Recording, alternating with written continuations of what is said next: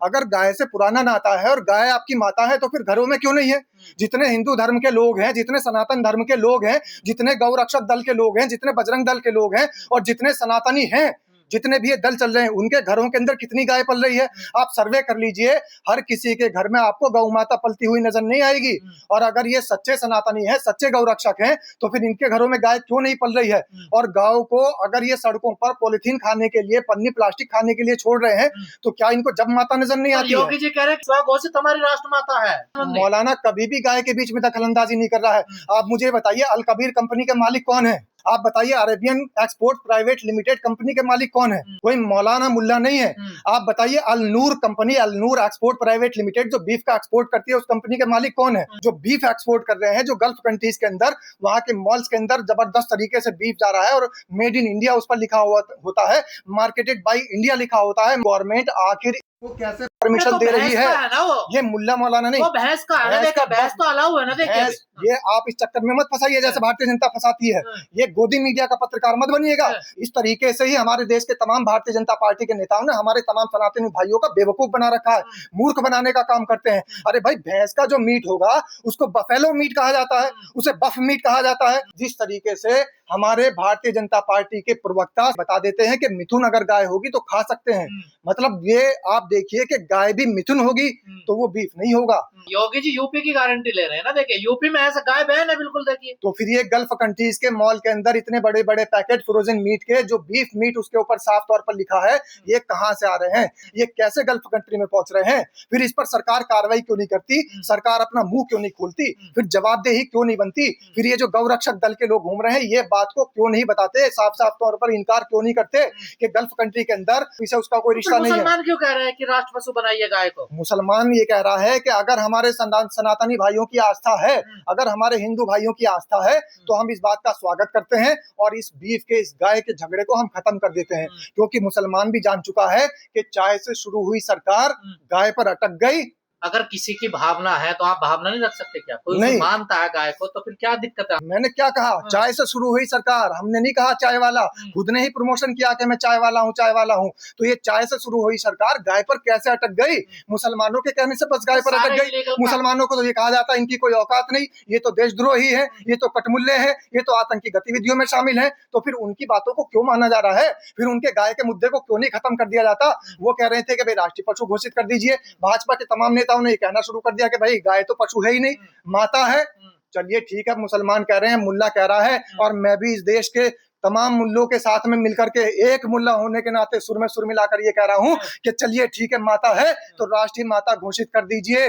मैं भी कह रहा हूं और तमाम इस देश का मुल्ला कह रहा है राष्ट्रीय माता घोषित कर दीजिए। यही तो कह रहे हैं योगी जी। क्या करेंगे फिर? घोषित मत करिए जनता, घोषित करने की घोषित ही है राष्ट्रमाता। अच्छा, सुबह घोषित है, राष्ट्रमाता सुबह घोषित हो गई। जैसे सुबह घोषित भारतीय जनता पार्टी अपने आप ही सबसे बड़ी विश्व गुरु की पार्टी बन जाती है।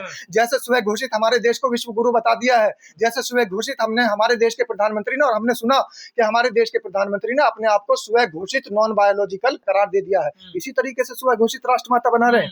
तो भाई ऐसी हमें राष्ट्रमाता नहीं चाहिए। अगर आपको राष्ट्रमाता बनानी है तो स्व घोषित मत बनाइए, मोहर लगाइए, जिससे कि अगर उसको कोई काटने वाला है तो उसको फांसी की सजा का प्रावधान होना चाहिए। कामों पर अगर नकेल कसी जा रही है सरकार द्वारा तो आप लोग क्यों बिलबिला उठते हैं? मतलब बीफ एक्सपोर्ट गैर कानूनी नजर नहीं आ रहा है? अरे गोदी मीडिया के पत्रकारों, शर्म करो। अरे भारतीय जनता पार्टी के नेताओं, शर्म करो, शर्म कर लेनी चाहिए। बीफ का एक्सपोर्ट हो रहा है, वो आपको गलत कार्य नहीं लग रहा है? वो आपको कुकृत्य नहीं लग रहा है? लाइसेंस कौन दे रहा है? लाइसेंस सरकार दे रही है। एक हलाल सर्टिफिकेट देने के लिए तो इतना बवाल चला था। मैं डर नहीं रहा हूँ, मैं चेता रहा हूँ इस सरकार को, मैं बता रहा हूँ इस जनता को, जागरूक करने का काम कर रहा हूँ कि मुसलमानों के नाम का सहारा लेकर बीफ एक्सपोर्ट का कारोबार कर रहे हैं। अरशद मदनी ने इसलिए बयान दिया है कि अल-नूर अरबी का शब्द है और आप अरबी शब्द का इस्तेमाल करते हो, और आपका हिंदू हृदय सम्राट कहता है कि उर्दू बोलने वालों की नकेल कस देंगे और उनको जवाब देंगे, उनको बता देंगे। तो फिर मुल्लों के अल-नूर शब्द का इस्तेमाल क्यों कर रहे हैं? फिर मुल्लों के अरेबियन एक्सपोर्ट का इस्तेमाल क्यों कर रहे हैं? फिर मुल्लों के अल कबीर नाम का इस्तेमाल क्यों हो रहा है? फिर मुल्लों के नाम के कंपनी क्यों चलाई जा रही है? फिर मुल्लों के देशों के अंदर बीफ एक्सपोर्ट क्यों किया जा रहा है? असली गौशालाएं चलनी चाहिए, असली गौ सेवा होनी चाहिए, असली गौ संरक्षण होना चाहिए। अगर असली गौशाला इस देश के अंदर चलेगी, असली गौ संरक्षण इस देश में चलेगा, तो फिर गौ माता सड़कों पर भटकती नजर नहीं आएगी, फिर गौ माता कूड़ा करकट खाती नजर नहीं आएगी, फिर गौ माता प्लास्टिक की पॉलीथीन खाती नजर नहीं आएगी। ये गौ माता के नाम पर जो धांधली चल रही है, हिसाब देना पड़ेगा। अब देश जागरूक हो चुका है, देश का मुसलमान देश के साथ है, क्योंकि देश के मुसलमान के साथ में जब इनको डराया गया, जब इनको बताया गया कि देश के मुसलमानों तुम्हारे लिए एक अलग मुल्क बना दिया गया है, जाइए आप अपने देश में चले जाइए, तो इस देश के मुसलमानों ने ये कहा, इस देश की जमीन के अंदर से पैदा हुए हैं, इसी की मिट्टी में मिलकर यहीं पर दफन हो जाएंगे, लेकिन अपना मुल्क नहीं छोड़ेंगे, अपना देश नहीं छोड़ेंगे। तरीके तरीके के प्रलोभन दिए गए, हर तरीके से डराया गया, धमकाया गया, लेकिन इस देश के मुसलमानों ने कहा इस देश के अंदर पैदा हुए हैं, इस देश के अंदर ही मर जाएंगे। तो मुसलमान तो तब नहीं डरा जब इस देश के अंदर अंग्रेजों ने डराया, जब अंग्रेजों ने जुल्म ढाए, जब इस देश के अंदर डिवाइड एंड रूल की नीति चली, तब मुसलमान नहीं डरा। अब क्या छोटे चंद ये जो नफरती गैंग के चिंटू हैं, इनसे क्या मुसलमान डर जाएगा? और ये जो बहुजन समाज के लोगों को डराने वाले लोग हैं, कि इनसे मुसलमान डर जाएगा? और ये जो 10-10 रुपए पर ट्वीट करने वाले चिंटू गैंग के नफरती हैं, इनसे मुसलमान डर जाएगा? ये भाजपा के इशारों पर, भाजपा के टुकड़ों पर पलने वाले जो यूट्यूब चैनल चलाने वाले हैं, इनसे मुसलमान डर जाएगा? मुसलमान कभी नहीं डरता। मुसलमान सिर्फ और सिर्फ डरता है कॉन्स्टिट्यूशन के बनाए हुए नियम कानून से, आईन से डरता है। मैं तो पहले ही कह चुका हूं कि सिर्फ एक जात से डरता है, और उसी जात ने बताया है कि तुम जिस मुल्क के रहने वाले हो, तुम जिस मुल्क के बाशिंदे हो, तुम्हें उसका आईन मानना पड़ेगा। आईन मतलब कॉन्स्टिट्यूशन ऑफ इंडिया, आईन मतलब देश का संविधान। तो इसी जात ने, जिस जात को मुसलमान मानता है, उसी जात ने कहा, दिशा निर्देश दिया कि तुम जिस देश के रहने वाले हो, जिस देश के मूल निवासी हो, आपको उस देश के संविधान को मानना पड़ेगा। मुसलमान सर माथे पर रखता है संविधान को। मुसलमान अपने, बिल्कुल देख रहा हूँ खोड़ा की वीडियो। क्या हो रहा है खोड़ा में? ये कहा जा रहा है कि मुसलमानों को डराया जाए, और नफरत फैलाने वाले लोग वहां पर नारा लगा रहे हैं। और किस तरीके के नारे लगा रहे हैं?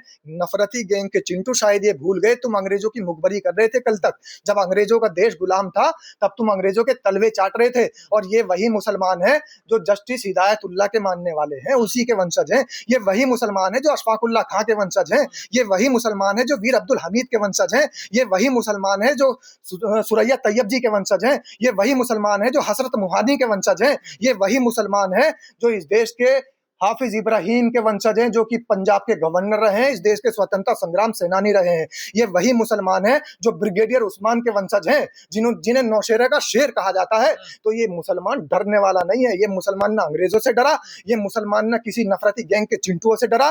देखिए, एक समय था कि मदरसों का पोर्टल बनाने का काम सरकार ने शुरू किया था, और ये कहा था कि कंप्यूटरीकृत करा जाएगा सारी मदरसों को, और जितने मदरसे कंप्यूटर के पोर्टल पर नहीं चढ़ेंगे, सरकार के कंप्यूटर के पोर्टल पर अगर दर्ज नहीं होंगे, तो उनको अवैध समझा जाएगा।